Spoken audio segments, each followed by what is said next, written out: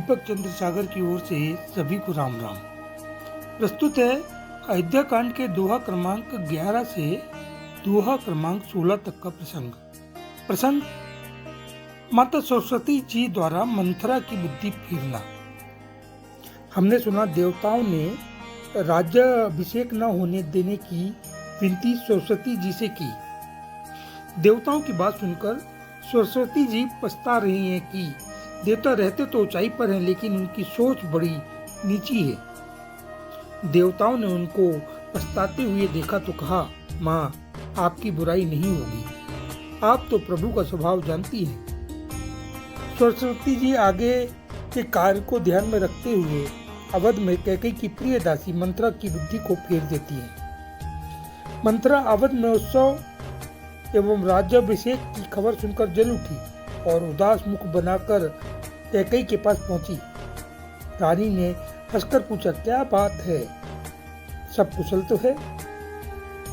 महाराज, राम लक्ष्मण भरत शत्रुघ्न सब कुशल से तो हैं। क्या लखन ने कुछ सीख दी है क्या? रानी बार बार पूछती है, लेकिन मंथरा कुछ उत्तर न देकर लंबी लंबी सांसें भरते हुए कहती है कि कुशल तो अब राम की ही है, जैसे कल युवराज पद मिलने वाला है। विधाता सब तरह से अब कौशल्या के अनुकूल होगा। रानी ने जब ऐसी निम्न बातें सुनी तो उसे घर तोड़ी कुबड़ी कहकर चेतावनी दी कि यदि तूने फिर कभी ऐसी बात कही तो तेरी जीभ निकलवा दूंगी। मेरे लिए वही सबसे बड़ा शुभ दिन होगा जिस दिन राम राजा बनेंगे। राम के राजा होने से बड़ी प्रसन्नता मुझे दूसरी नहीं हो सकती।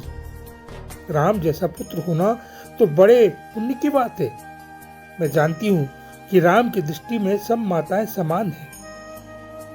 हमारे कुल की भी तो यही परंपरा है, बड़े को राज्य मिलता है।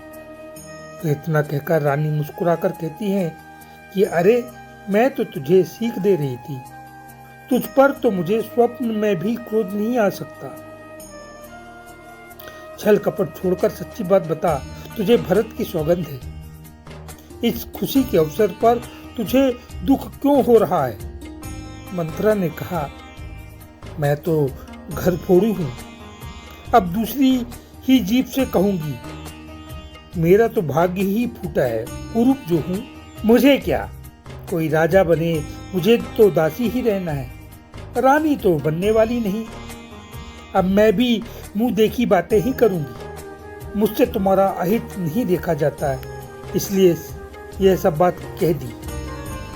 देवताओं की माया के वशीभूत होकर कैकेयी ने उस बैरन मंथरा की कपट भरी रहस्यमयी बातें सुनकर उस पर विश्वास कर लिया।